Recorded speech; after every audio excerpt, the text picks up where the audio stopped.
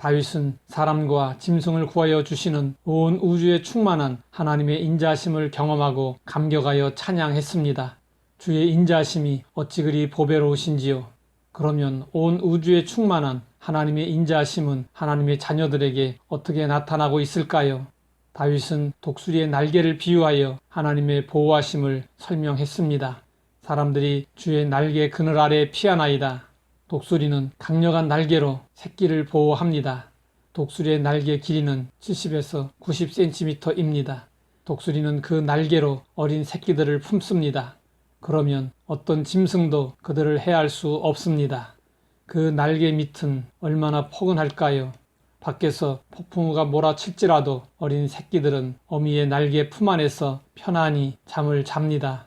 독수리는 새끼들이 날 수 있도록 훈련시킵니다. 이때도 어미 독수리는 새끼들을 철저하게 보호합니다. 성경은 그 모습을 통해 하나님의 훈련을 설명하고 있습니다.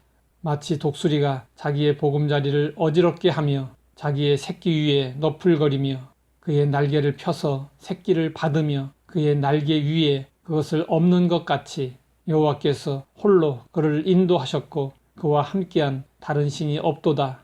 어미 독수리는 새끼 독수리를 훈련할 때 새끼를 둥지에서 떨어뜨리고 새끼가 살기 위해 날개를 퍼덕거릴 때 주변을 맴돕니다. 그러다가 거의 죽을 지경이 되면 새끼를 구하기 위해서 급강하하여 큰 날개로 받아 올립니다. 하나님은 이스라엘 백성들을 애굽에서 구원하시고 인도하실 때 독수리가 날개로 자신의 새끼를 보호하듯 그렇게 하셨습니다. 사람들의 기본 욕구 중에 하나는 안전에 대한 욕구입니다. 안전을 위해서 차 안에 에어백을 설치하고 생명보험을 들고 온갖 보호장치를 마련합니다. 그러나 하나님이 지켜주시지 않으면 그 보호장치는 아무 소용이 없습니다. 제2차 세계대전에 앞서 프랑스는 독일의 공격에 대비하여 방어진지를 구축했습니다. 당시 프랑스 육군 장관이던 앙드레 마지노의 이름을 따서 마지노선이라고 불렀습니다. 프랑스는 이 요새를 만들기 위해 10년 동안 공을 들였습니다. 독일 전차를 막기 위하여 이중으로 철골벽을 설치했습니다. 보병을 막기 위하여 철조망 지대를 만들었습니다. 직경 6m의 콘크리트 벽을 설치했습니다. 발전실, 탄약고, 작전실, 통신선 등은 지하 깊숙이 설치했습니다. 그야말로 난공불락의 요새였습니다.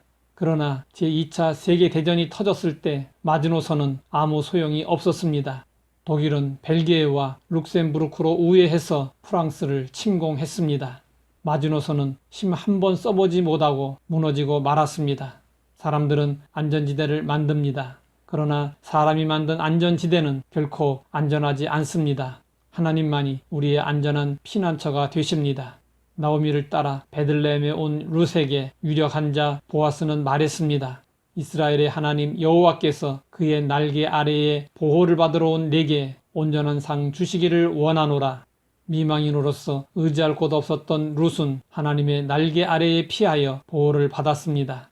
살다 보면 감당할 수 없는 두려움과 공포가 밀려올 때가 있습니다. 그럴 때마다 우리는 하나님의 날개 그늘 아래로 피하여 그 안에서 평안을 누려야 합니다.